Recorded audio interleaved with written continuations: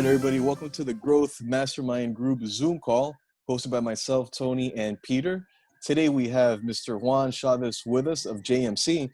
We've actually had Juan before here on our show. We're going to go ahead and have the opportunity to discuss some of his recent fantastic, amazing achievements and some of the different things that he's working on, take a deeper dive into what he's got going on. So with that, how you doing, Mr. Juan?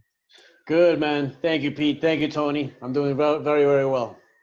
You're also welcome, sir. And let's hear from you to see, to start with the beginning, where you start your company, how you grow it, and let's learn more about your journey to success. All right. So basically, well, starting from the beginning, right? My entrepreneurship journey began back in 2009 when I opened up. I had a sales team we were selling financial services, right? So, but of course, as a 26-year-old kid, started that business, kind of failed within like a year and a half, and but it was a good learning and a good stepping stone to the next business that I was going to create, right? The second business, basically, which is the current business that I have, and that's the one that Tony introduced, is called JMC Automotive Equipment, and that's the website, the e-commerce site that actually became pretty well known. We've been in the Inc. 5000 2 years in a row already.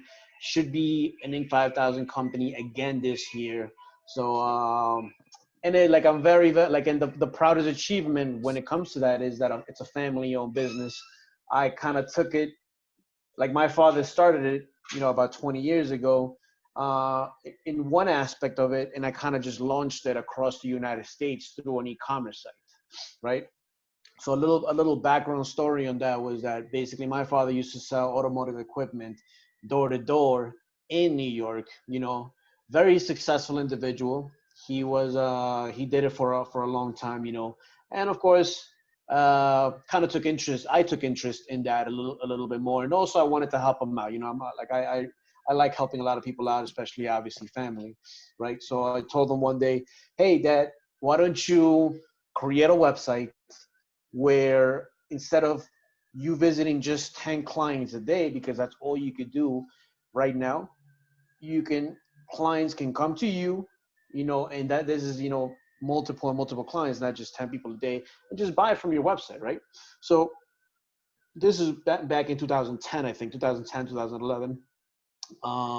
He went to a company. They wanted to charge him $10,000 to start the website. I was like, forget that. Don't even spend that money. I'll figure out how to open up the website. All I need is literally $30.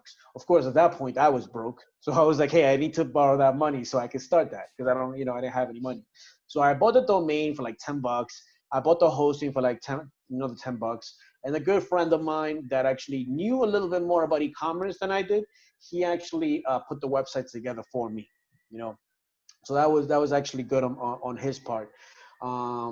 So he helped me out with that, right? And then what I did afterwards was basically that I started calling distributors, so I can add those products to our site.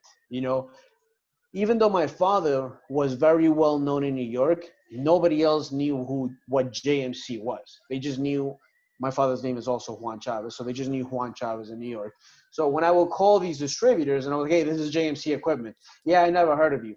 No, Juan Chavez. Oh, Juan Chavez. Yeah, so it kind of gave me a little bit of an in, but still I had to kind of fight my way to earn these distributors respect and their distribution. So, hey guys, give me 1 second, please. I'm sorry.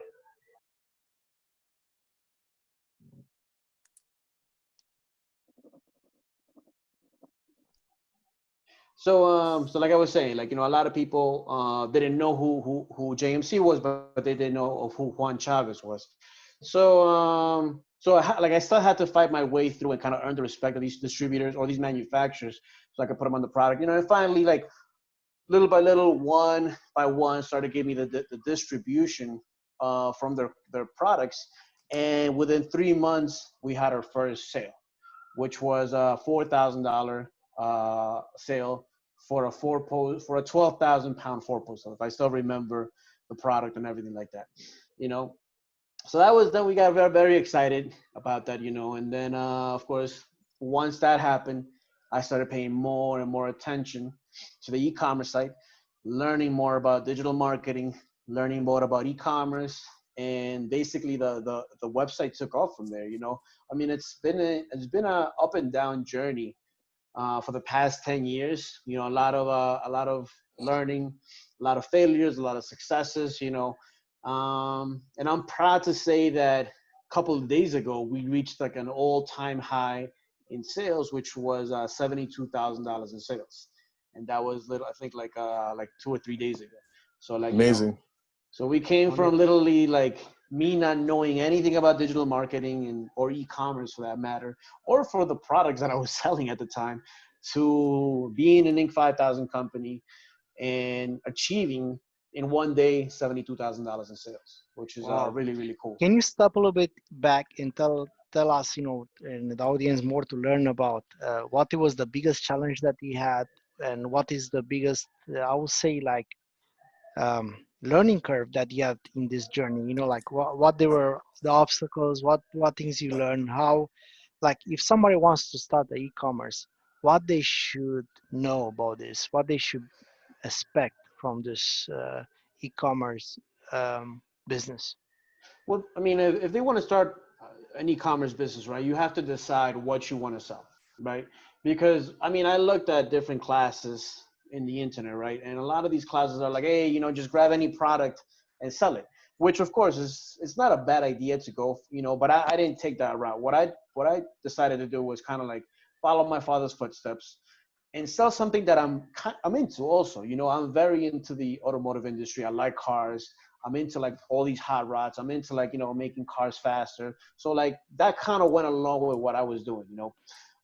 So if somebody wants, like my advice, if somebody wants to start an e-commerce site, or just any business in general, but like, like focusing on e-commerce, start, choose something that you're going to want to talk about, you know, because I mean, like I like talking about cars. So for example, let's say I wanted to start a podcast where I'm interviewing auto repair shop owners.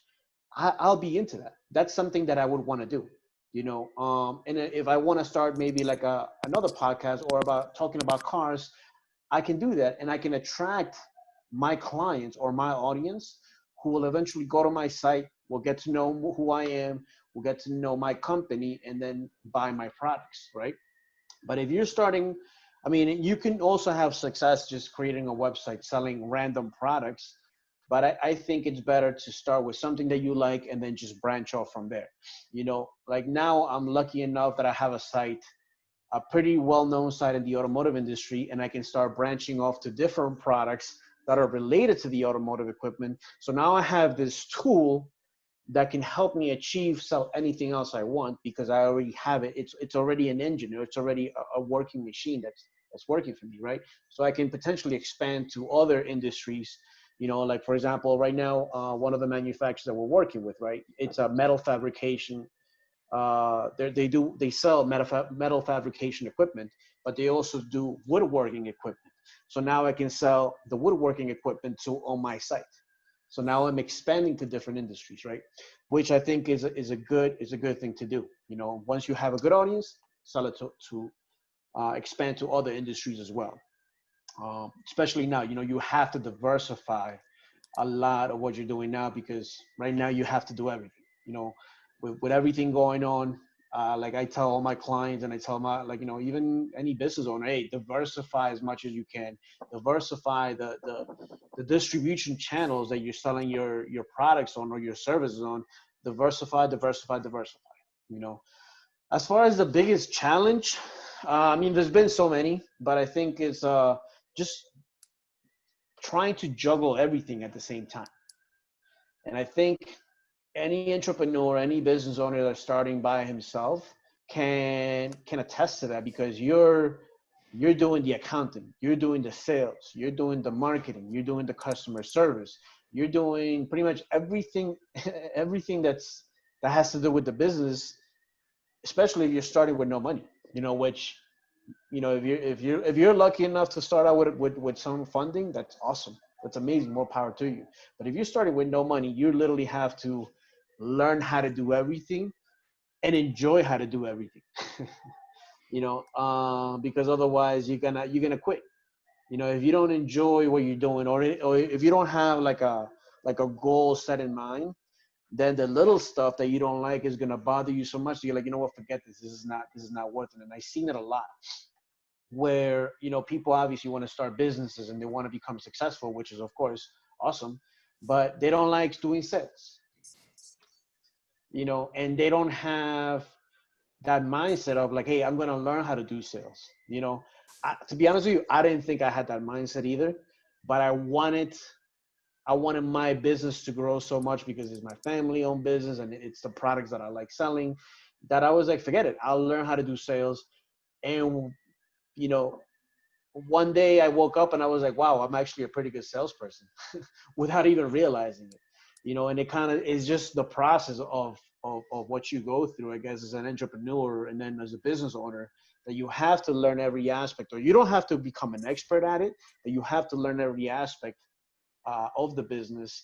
That way you can teach whoever you hire how to do what you want them to do the way you like it to be done. You know what I'm saying? Yeah. So, what was the turn point in your business? Then you kind of split from doing everything to delegate to actually bring people in. Um, well, one of the positions that like that I was good at in the beginning was, of course, product knowledge and sales. Right after I became good at it, and one of the things that I didn't like to do, or that I thought was, you know, I could probably hire somebody and teach them how to do easy, was fulfillment, right? Which was basically grabbing the order, sending it to the manufacturer. When the manufacturer ships it to the client, well, they'll send us the tracking information, let the client know, hey, it's the product on its own way, So basically, that's all fulfillment, right? So I thought it was pretty easy to teach. So I looked for a person to actually help me with that. So little by little, for example, that was the first position that I had, and then once more sales, more calls started coming in, I was like, hey, I need a second salesperson because I can't handle all the sales, because while I'm on the phone, I'm getting 2 or 3 calls at the same time. So it was mostly just kind of like logical to hire certain people in certain positions, because I was like, okay, I can't take 2 or 3 calls at the same time because I'm just one person. Let me hire a sales guy. I don't, like, I think the easiest part of the business is sending out orders, emailing orders, and emailing tracking. Hey, I can teach this to somebody else. I'll hire a person for that. And then little by little, I kept on hiring more people. Of course, in the beginning, and I think any business owner will probably agree with me, is that you also have to become an extremely good leader, an extremely good communicator. So a lot of the first people that I hired, I wasn't a good leader, I wasn't a good manager. So of course they either quit on me or I had to fire them. And at the end of the day, it's mostly like my fault, because I didn't train them correctly, or I didn't communicate what I wanted them to do correctly. I kind of just assumed that they should do a good job. But of course, I didn't tell them like, hey, you got to do this, this, and this, and this, which I think is another important aspect of a business owner, especially like, for example, my father is also a business owner, but he worked by himself, so he never really had like a team like that, so I kind of was coming from that school, so, and also in the beginning, I wanted to do everything. I kind of trained myself to do everything. So I was also like a very micromanager, without giving them like a goal in mind that they had to do. Hey, this is your mission. This is your goal. No matter what, you have to achieve that. After a while, you kind of learn how to do that, and you delegate stuff to different people. Mm. Yeah, absolutely. And I think probably like, for somebody that's an entrepreneur, that's probably kind of difficult for them if they don't have an experience, working with teams, or, having any sort of direct reports from transitioning to being just an entrepreneur to now you actually have to get people involved and develop partnerships. Like how you mentioned in the beginning, you have to do everything yourself, but maybe there's some things that, there's only so much you can learn by yourself. So you kind of have to bring in either, create partnerships or have a partner, or consultants, a mentor, somebody you could turn to for those things. So how did you kind of get around, I guess, like some of those hurdles in the beginning? Because it must have gotten to the point that there was like so many things on your plate. You had to kind of like reach out to like, some sort of help with, with someone. Um, yes, there was a lot of things on my plate, so about, I don't know, like 3 years ago, right? With my kids being born, with, obviously having a new relationship with my wife, living together, and apart from that, dealing with a business that I didn't know how to lead correctly and how to do everything the way I wanted to, kind of was just going crazy. I was like, this is too much for me. Like it was still successful. There was still sales going on, but I was like, this is a little crazy for me. I kind of had to seek out coaching, you know, throughout. So I went through this whole leadership development course where it kind of taught me and it gave me the confidence to become a better leader. So it was kind of like the beginning stages of my journey as a business owner. Well, basically as to become better in all aspects of my life, but talking about business, it gave me the confidence to actually tell myself, hey, you're a good leader. you know and once I gained that confidence, I was like, hey, now I know I'm a good leader. I recognize that in myself. I can branch off and learn about different aspects of being a business owner. So I really think that was a turning point of my entrepreneurship career, or my e-commerce career. Like, because before that, I'm a very confident person now, and I was also a confident person back then, but I also had a lot of doubts about how good of a leader I was, how good of a business owner I was, how good of a salesperson I was. So with those doubts, of course, my team saw that in me, and sometimes they, sorry to say, they try to take advantage of me, like, at certain points, Mm-hmm. but going through that leadership development class that I went through, it kind of gave me the courage, the confidence that I needed in order to say, hey, let me become the business owner that I want to become. And that Mm-hmm. was kind of like where, like a kind of like a blindfold was taken off from my eyes, and I was able to see. I kind of knew what I wanted after that, and I was able to go. I was able to go after it. No, 100%. And I think like, especially lately now with like a lot of, startups and people, going into entrepreneurship, it's kind of like a common theme. Like people are joining like mastermind groups or, mentorship groups, where they have like a weekly Zoom call or a group or a Facebook group or whatever it is, or live meetups. But it's kind of something that I've discovered, or just kind of seeing like more so like recently, people kind of doing those things to, get around some of those hurdles. Yep. I wanted to ask you too, because I know we've talked about it a little bit before, and like our friend Enrique, he's kind of like in this space as well. But I just want, somebody that's reached like a milestone achievement, hitting 72 grand in a single day, which is incredible. How much would you say digital marketing has helped you with your business? Um, Definitely a lot, right? Because obviously, in order for being in the e-commerce industry, you have to know about digital marketing.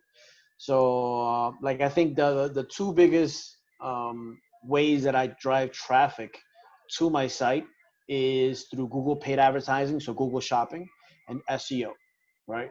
So, like, I know a little bit about Google paid advertising, but of course, this is where I think what you were talking about, what the things that like you don't know, like you have to hire somebody, right?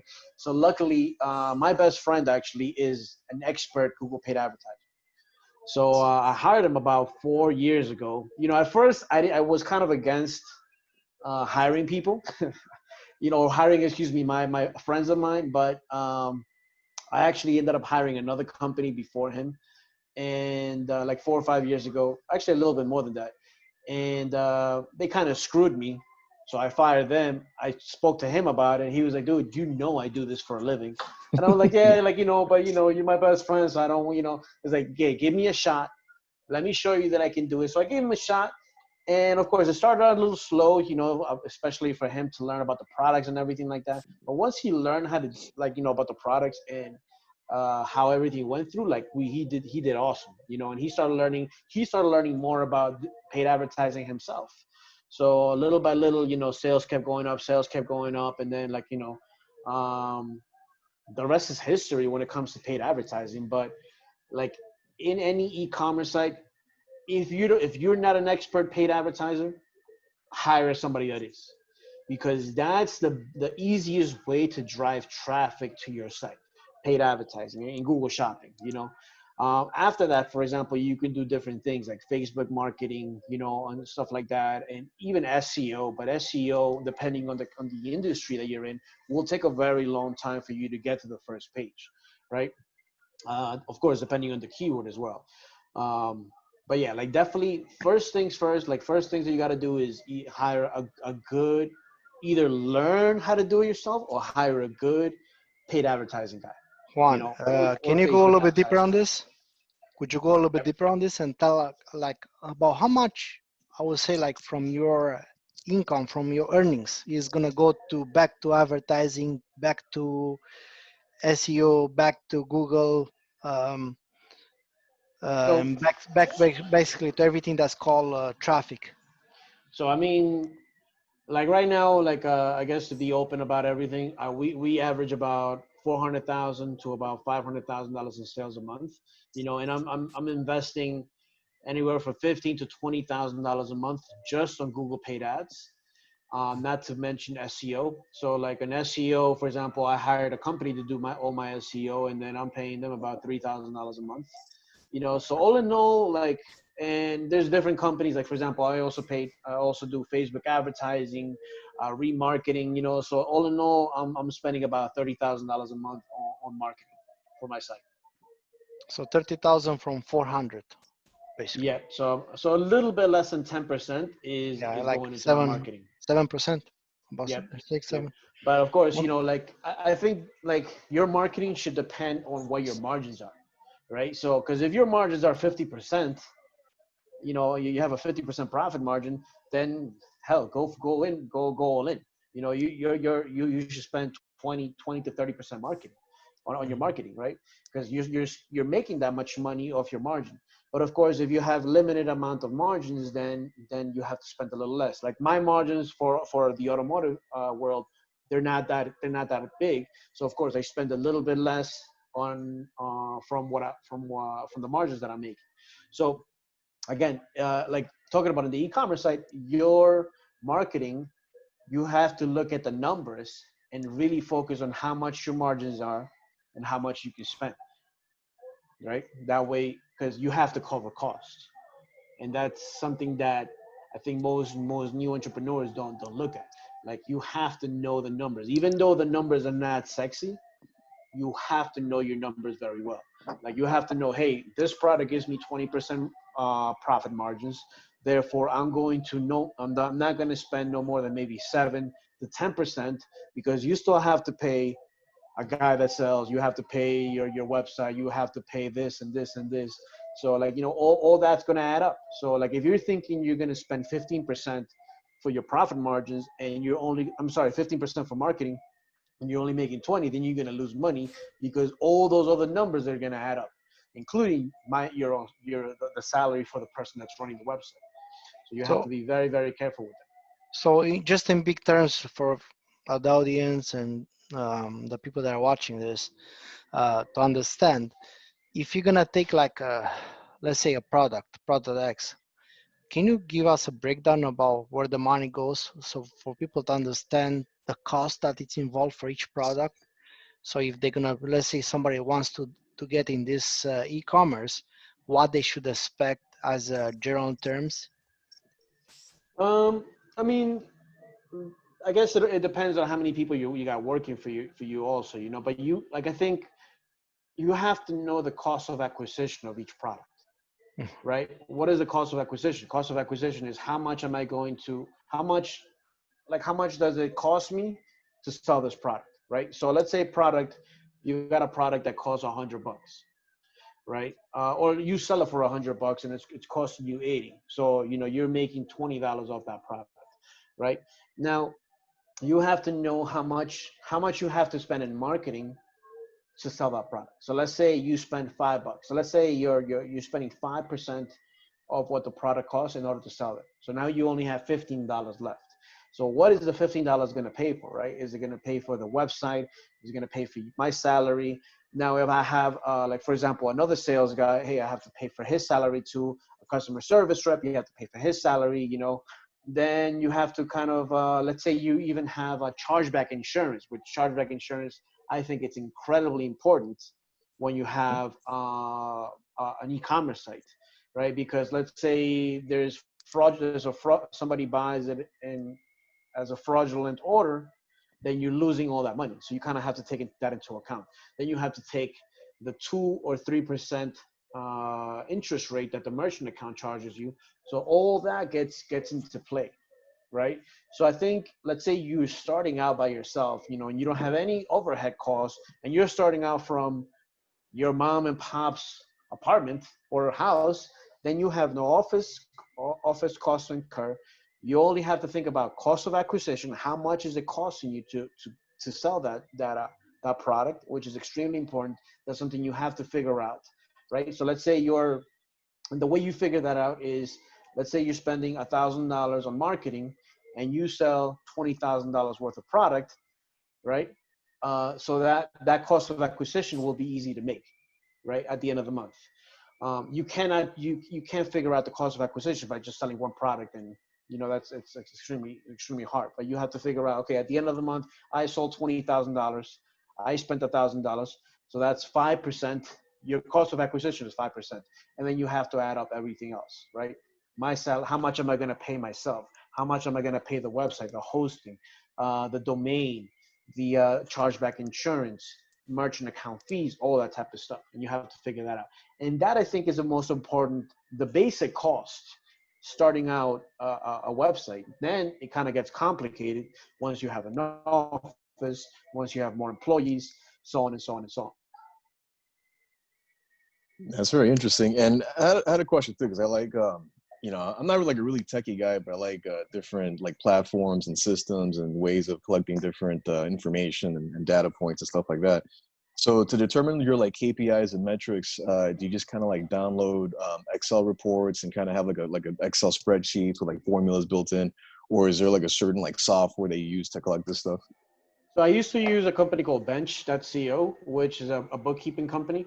So they used to tell me, for example, what I spent and how much I spent in each category, right? So for example, they would tell me, hey, this month, and it was all broken down with a financial sheet, you know, which included the P&Ls, profit and loss, you know, everything else.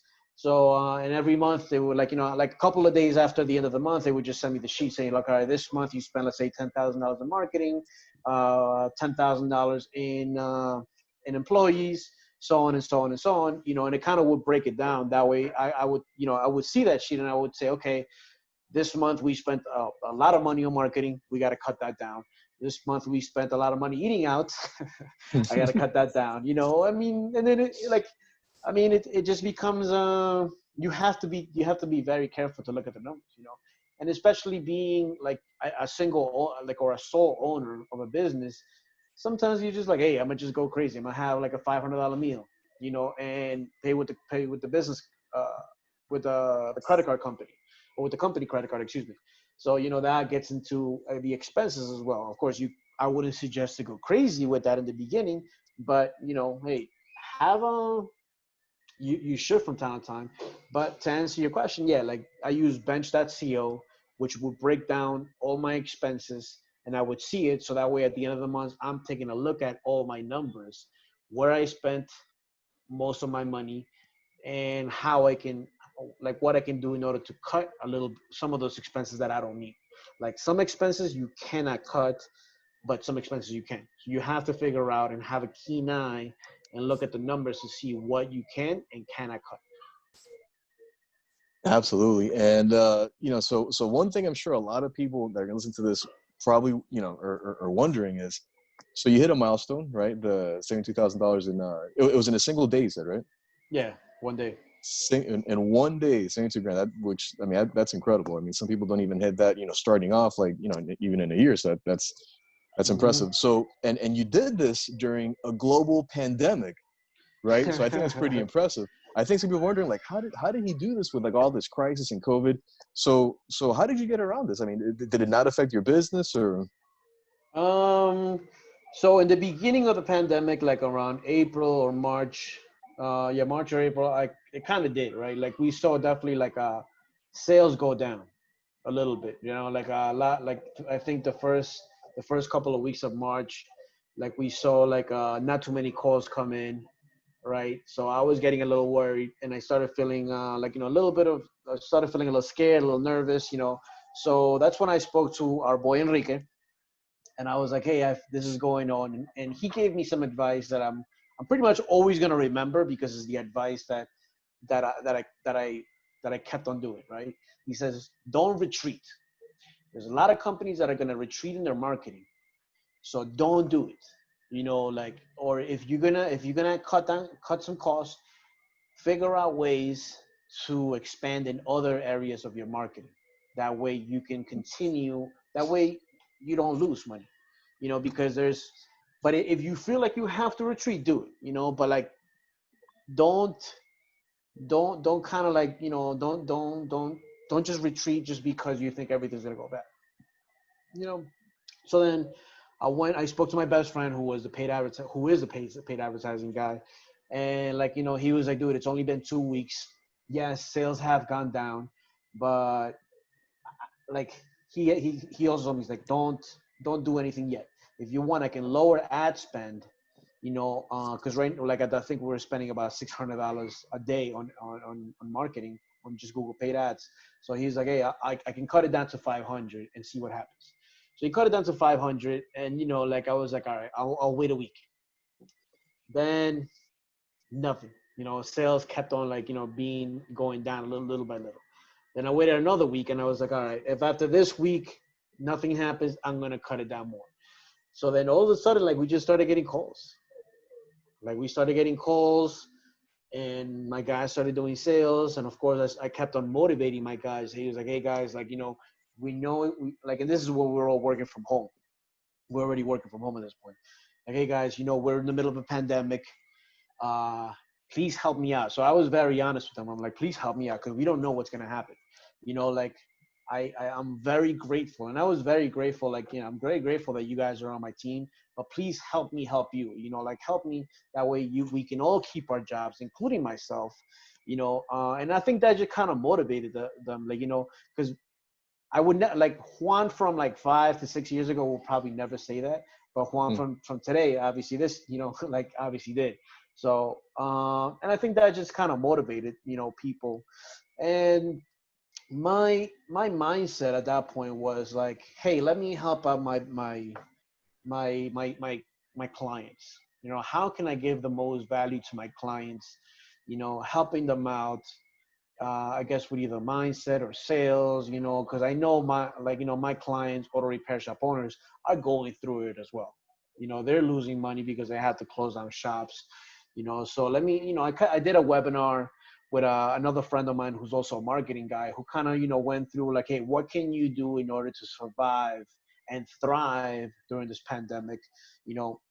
So I guess my clients appreciated that. And I wrote a couple of, some email marketing campaigns where I was, where I kind of like was very grateful to everyone. And I was like, hey guys, like, hey guys, give me 1 second. I'm sorry. Give me 1 second.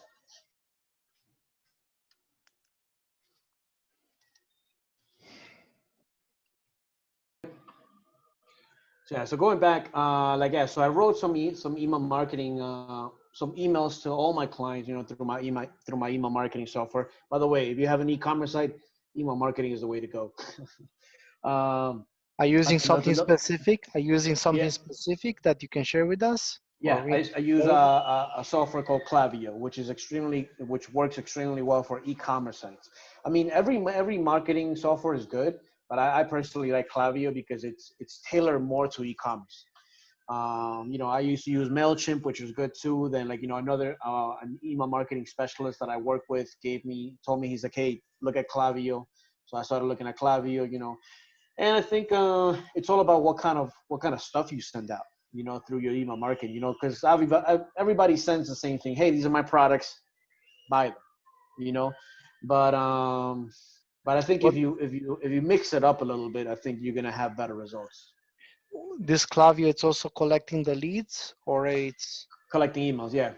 So basically, you can collect emails through different ways. Obviously, through like a little when a client goes to your site or when somebody goes to your site, this I have like a little pop up, window which says, "Hey, thank you for coming to the site. Here's a coupon code. Please sign up so you can get it." And of course, like one of the tricks I use is once they sign up to my email marketing campaigns through Klaviyo, I have an automated email flow which sends out like, "Hey, thank you for signing up to our site. Here's your 5% coupon code," right? And Klaviyo is smart enough, like it's a smart system where if the client doesn't buy from that first email, it automatically sends them a second email like 4 or 5 days later saying like, "Hey, thank you for signing up. It's been 4 to 5 days. You haven't bought anything. Here's your coupon code again. Just a reminder, like, it's gonna expire within a week." And then I send them out a last one like, "Hey, tomorrow this coupon code is going to expire." So obviously it kind of gives you a deadline or a timeline of when the client has to buy. And sometimes it works, sometimes it doesn't, but it's good.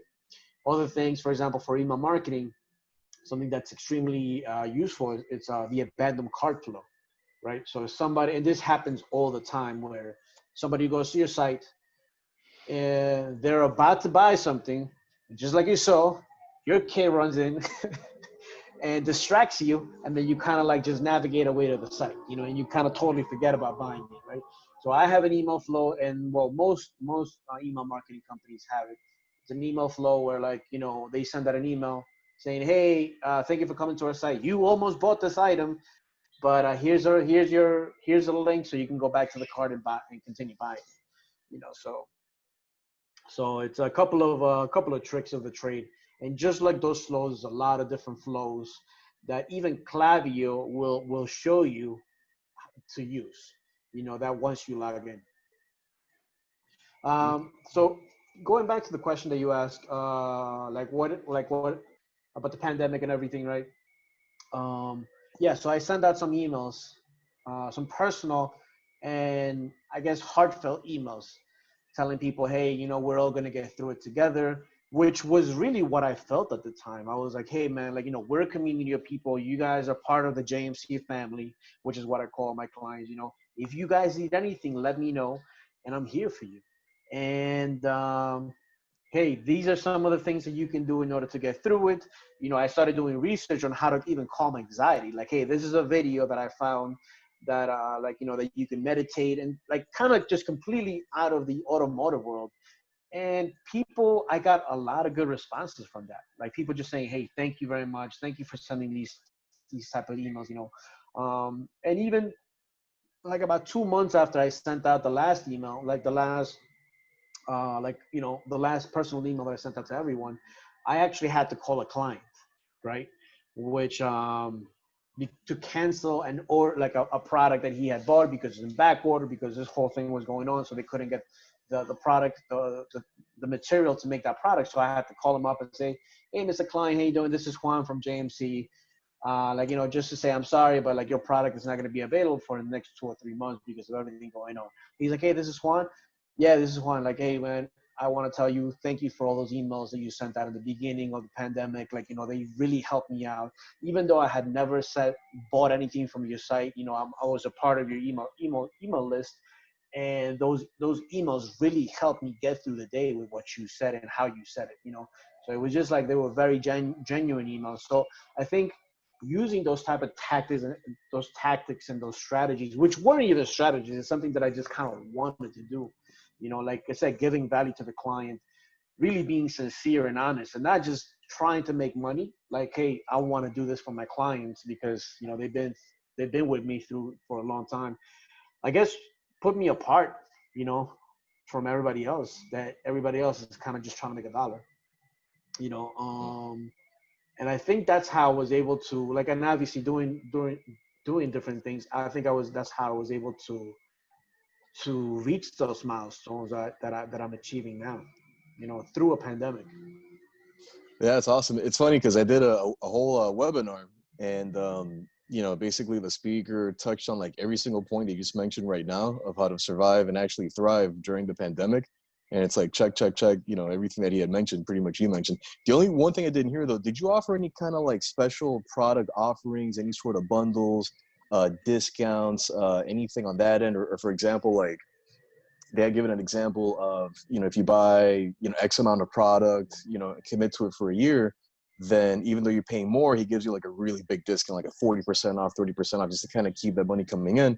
And then get some money coming in like right now to not have to, have your sales dwindle. Did you do any kind of packages or bundles or discounts like that? Um, just the regular. I mean, the thing is, like, I in the beginning I didn't want to do that because I was like, hey, I don't want to force my clients to buy it. Like, anything that at this point they may not even try to buy. So I don't want to be seen as that guy where I'm like, hey, there's a pandemic going on, I'm gonna give you a discount. You know, I kind of just offered the same discounts that I was giving before. He's like, Okay. hey guys, if you're looking to buy anything during this pandemic, which I know you may not, and this is I think exactly my words. Here's the same coupon code that we give. Here you go. Let me know. But that was like a minor point of the email because it was like a big paragraph or a big couple of paragraphs saying, hey, we're all gonna get through it together. I got your back. I know you got my back. This is my personal number. If you need to call me. Like, even if you just wanna, if you wanna call me to cry, if you wanna call me to let everything out, or if you want to hear just a positive message, call me. A couple of people call me. One person actually called me like at 11:30 at night. They do that. Yeah. So, but I spoke to that person for like an hour, and she felt better afterwards. I even had another person call me up, and she was like, "Hey, because I'm a life and business coach, right? So like I would sign off saying, hey, this is Juan, CEO, JMC, life and business coach. So some lady called me up. She's like, hey, you're a life coach. Is there any way you can help me?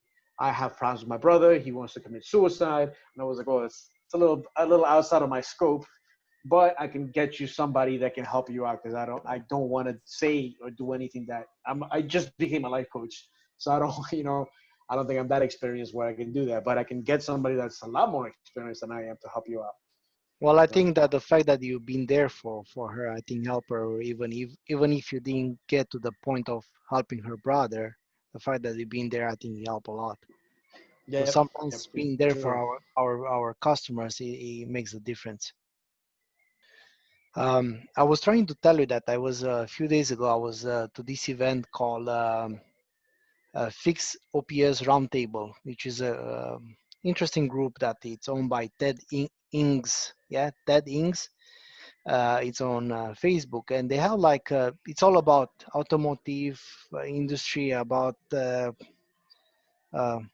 basically dealerships and everything that's inside of this industry, which you are also part of it. And it was very interesting this event that I was part of it, the roundtable fixed OPS, that they were talking about the same subject we just finished, which is the uh, pandemic situation, how the automotive is surviving.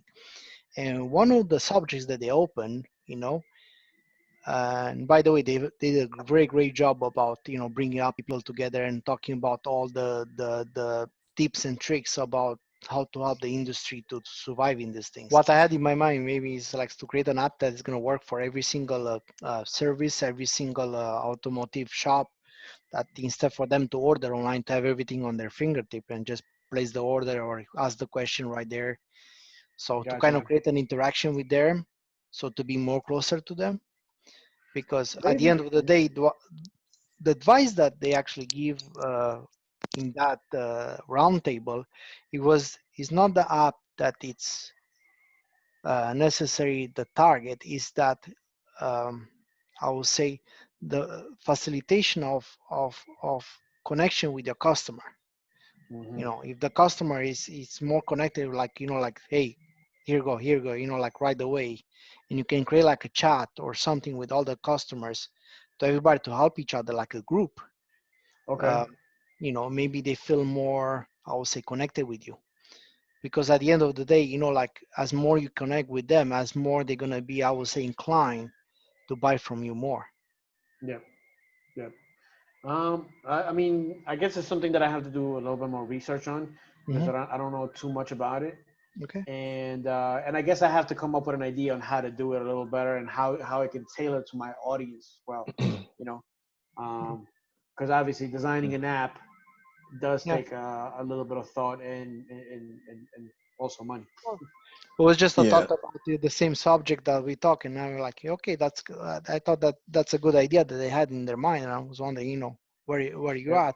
Um, anyhow, can you can we switch a little bit from the e-commerce to the other businesses that you have, and to tell us a little bit more about what else you have, and how they're connected to what else you did, so we learn more Uh, about your entrepreneurial side. sure. Well, I have a couple of businesses, as you guys already know. So, some a tourism business, a VIP and concierge service, which is a tourism business, and I just launched a call center also as well. Do you want me to speak about about the concierge company? Let's speak a little bit about each of them and tell them what are the pro cons. So if somebody wants to kind of diversify in that way, they can kind of Um, learn a little bit from you and so basically, the how was your journey. concierge service was something that kind of like fell on my lap, right? Because at the time, I was living in Medellin, Colombia, right? So um, a lot of my friends were visiting me. Mhm. They're like, hey, we're coming down to Medellin, or we wanna go to Colombia, and we wanna check it out, and um, and they would call me up to, like, so I could show them around. So this happened about 4 to 5 times where, like, my friends call me for a bachelor party, and like, after the fifth time, I think everybody will go back very happy about what Medellin showed them. And I think the sixth person that called me was like, it was three bachelors that wanted to do their bachelor party in Medellin. So they called me up and they're like, hey, we're three bachelors. It's like 20 of us coming down. We heard very good things about you, and we want to hire you so you can set the whole thing up for us. So I was like, you want to hire? I was like, I don't. This is not something that I do. He said, no, no, we want to hire you. So they hired me, and I was able to find them like a hotel that had 20 rooms for all of them. So it was perfect. Like, we bought out the hotel for that week. We had an itinerary for them every day that they did something else, something different. And of course, they went back after that week, happy as hell. Like, all 20 of them. So after that first bachelor party that they hired me, I was like, this is it. I'm never doing this again. This is a headache. Of course, I didn't know what I was doing, but 20 guys went back to New York very happy. So of course they started talking about, hey, Medellin this, Medellin that, and Juan is the man in Colombia. Like, he knows everybody. So so more and more people started calling me, right? And of course, this is around the same time that I was launching my e-commerce site. So I was like, I cannot focus on too many things at the same time because I'm not going to be successful, right? So I kind of was just like every lead or everybody that would call me, I would be like, hey, like, there was another guy that was doing also like tourism back then. So I was like, yo, just call this guy, call this guy, call this guy, right? But of course, that guy didn't know how to run business. He didn't know how to do he didn't have good customer service skills. So they ended up just coming back to me. They're like, yo, that guy that you sent me sucks. He can't even do anything. So I was like, all right, fine. What do you need? Transportation? Yeah, no problem. I know a guy that has a bus. I'll hook you up. So little by little, like, kind of like that business started growing, And I remember I put up a site, and one day I was drinking a bottle of wine, and literally, like, I put the site up, and it was like the first VIP and concierge site that existed in Colombia. And then, like, leads just kept on coming, leads just kept on coming. And this is around the time like I was like hiring people for my main business. So I was like, hey, let me hire somebody for the VIP and concierge business. And that's when I hired somebody. He was helping me out on running the VIP and concierge business. And that's how I started growing little by little. And of course, me having hospitality background, because I was a bartender, waiter. I used to work in restaurants back in New York. I knew a little bit about that. So I was like, hey, this is how I would like to be treated if I was going to a different country. This is how I'm going to treat my clients as well. So like, and now it kind of became like the most well-known VIP and concierge service in Medellin, and now we're expanding to Cartagena. So Nice. That's awesome. yeah, it's a pretty cool business. You get to meet a lot of people. I actually met a couple of NBA stars, a couple of NFL players. So Nice. real Good, cool. good, good, good connections to make for sure. Yeah, definitely for sure. Yeah, and everybody that comes down wants to move down to Medellin, man. So you guys got to come down too. Once, of course, everything gets back to normal. Oh, absolutely. I'm gonna have to take you up on that. So Yep. for for sure. And Jay mentioned about another company right now that you're starting. Aside from that one, can you tell us a little bit more about that as well? Yep. So it's JMC Enterprises. I kind of decided to call it after JMC because what I really want to do is kind of just grow the JMC brand, to do different things, right? So JMC Enterprises basically it's an outsourcing center where we specialize in sales, customer service, and marketing. And I kind of started thinking about, hey, what do businesses need, especially during this pandemic? They're probably going to want to cut down costs. They're probably not going to have too much money, but they're still going to need people to help them out, kind of just like what I needed people when I started my business, right? So I was like, hey, let me offer a service where I can offer very good talent, like good talented people for a fraction of the cost that they would have to hire somebody in the States, right? And the only things that we can do, that I know how to do very well are, of course, sales, customer service, and marketing. That's kind of one of the specialize on, right?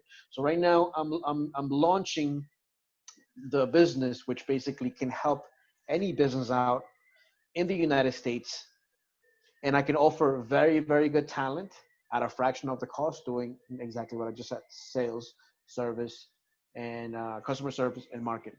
So we can even right now I'm working with a digital agency that we're white labeling their products.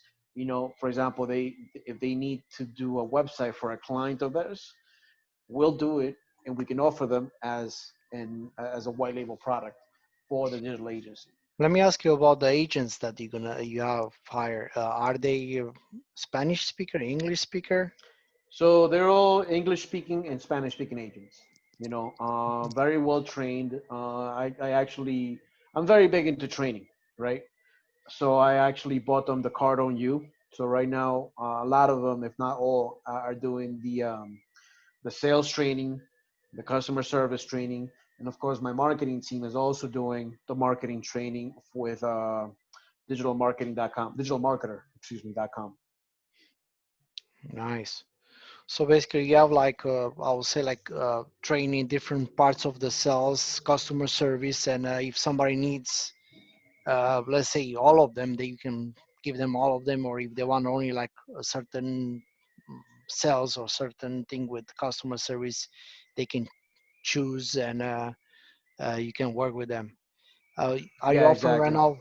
Are you offering 24/7 or how it is? Um, well, since we're just beginning, like right now, we haven't hired any companies yet, right? But we have the agents ready to go, especially the ones that are helping me out in my different businesses. So, like let's say a company tells me, hey, we need 10 people. Of course, like right now, since we're launching this new company, it will take us a little bit to get those 10 people, but we can get them within a month, you know.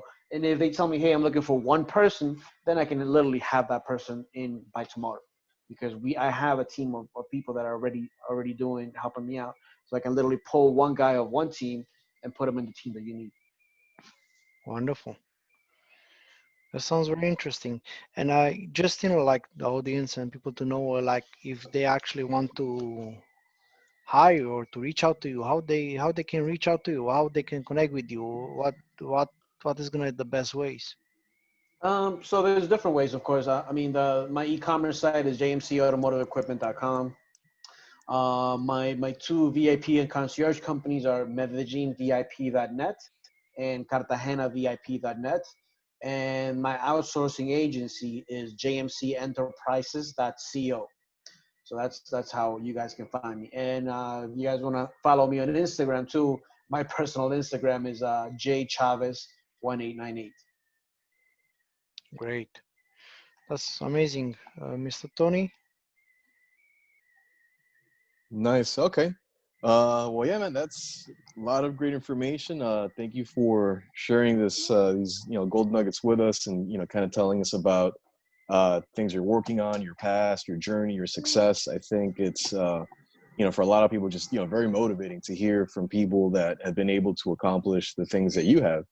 Because it's not easy, man. It's not easy being an entrepreneur. I'm personally not an entrepreneur, but yeah, but I mean, I've worked like my boss. He's an entrepreneur, and he started with nothing, man. He didn't have a lot of money. He didn't have the funds or the resources. But I saw him from day one, working there at his house, on his kitchen counter, to then having a little efficiency with a makeshift table and two screens, two monitors working, and now being a self-made multimillionaire, driving Lamborghinis and Ferrari. And he likes Wow. collecting cars. That's like his thing.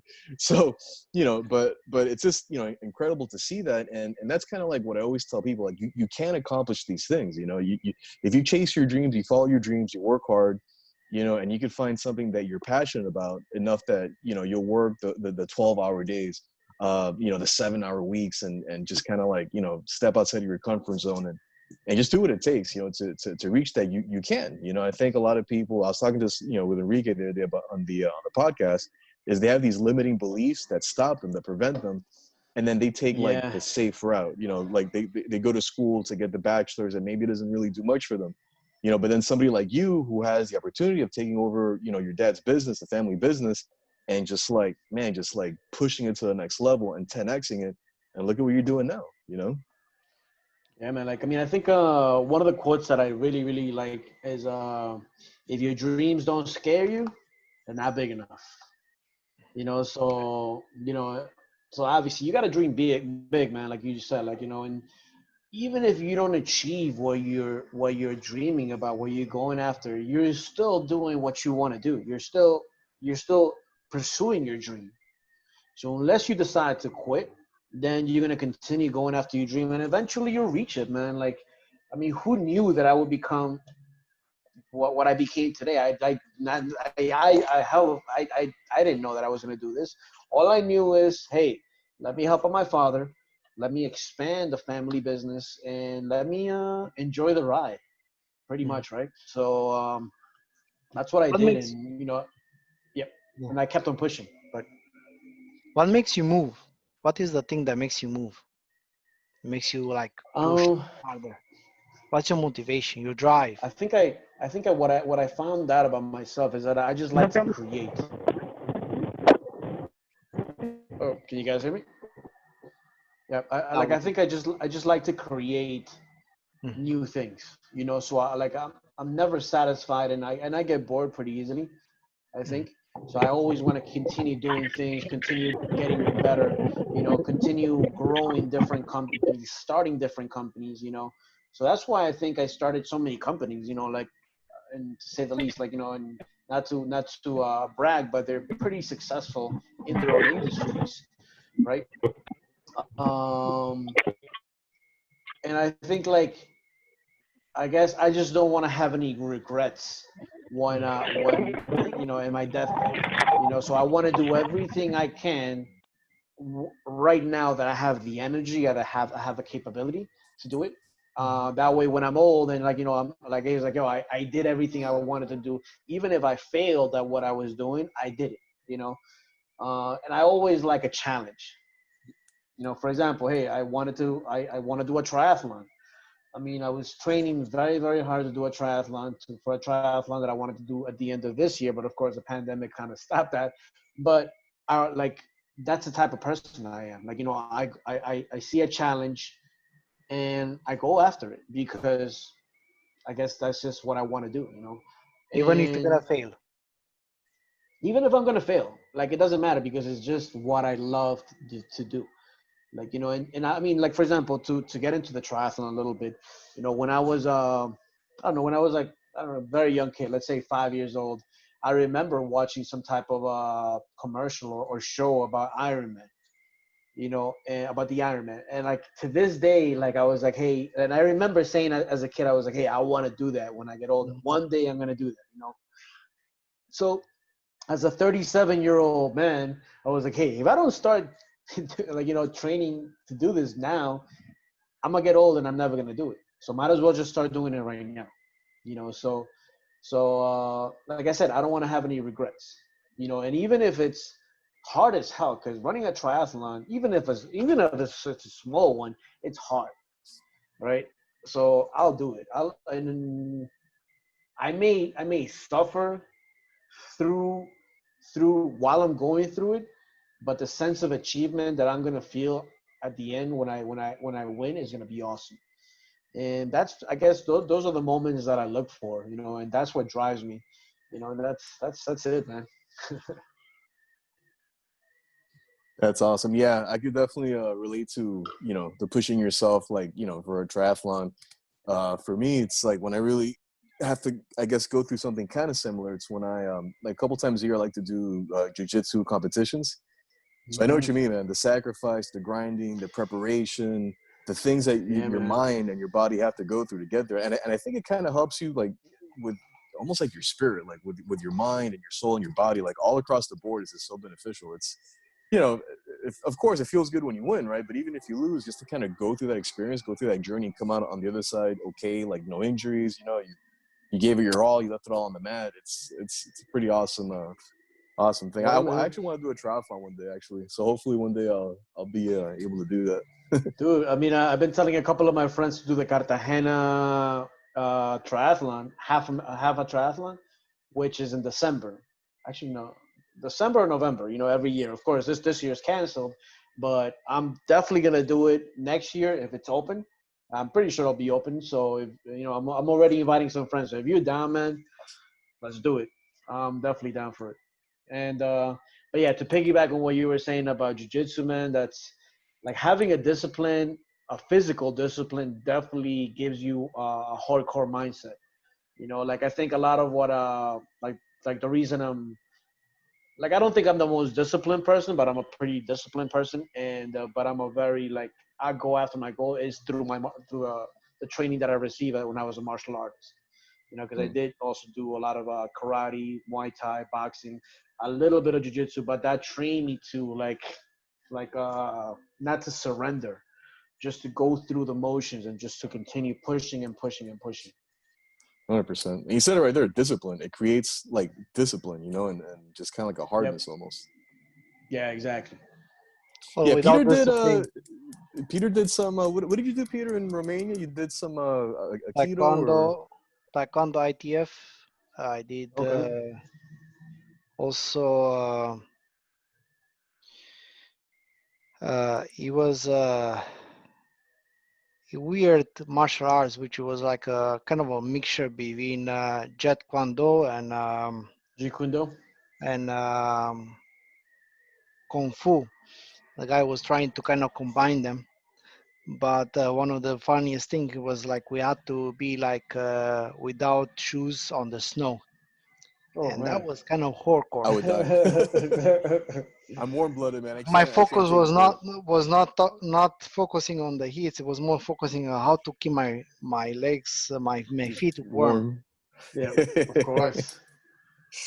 It was not me there, but anyway, Hey. martial arts is something interesting that keeps us like, especially as guys. I think it makes us to feel more in control. It gives us that small edge over um, our life that we have a little bit of control of our I would say life and our I would say situations, and I think it is good, like especially for boys and for guys to do some kind of sports, even Hmm. if it's not necessarily martial arts. Yeah, And for in sure. general, I think every single human being they should do a sport or something like that to put that heartbeat to a certain level. Um, Brian Tracy, one of the guys that I always love to hear, he said that if in the morning you don't put at least 20 minutes in your heartbeat to move faster, your focus is totally diminished. So you really Yeah. have to be like pushing that first thing in the morning, 20 minutes of heartbeat to get your heart pumping. So your focus is gonna be there and your productivity is gonna be higher. So I think it's important, definitely, and no doubt. Mm. Yeah. Um, No, for sure. I agree with that. And just like Absolutely. a last question, because I don't want to keep you more than, like just it came to my mind when you said that, you want to push everything. If somebody's gonna be a newbie, he he totally was out of what is called entrepreneurial mindset. It's the first time when he's trying to open a business. What will be your advice for a newbie? Like in a few words, let's say about what to take, what to think, and what to do to be successful. um, the thing that just came into my mind was get comfortable with the uncomfortable, because it's not a 9 to 5 job where somebody tells you what to do. It's not like somebody's training unless you have already like a part of a mastermind. You know, yeah, you'll have maybe that mindset. But if you're starting off, you're gonna think, hey, I want to open up a business to get rich right away, which is never the case. Maybe 1% of the people that start a business get rich quick, but the other 99% don't. So Hmm.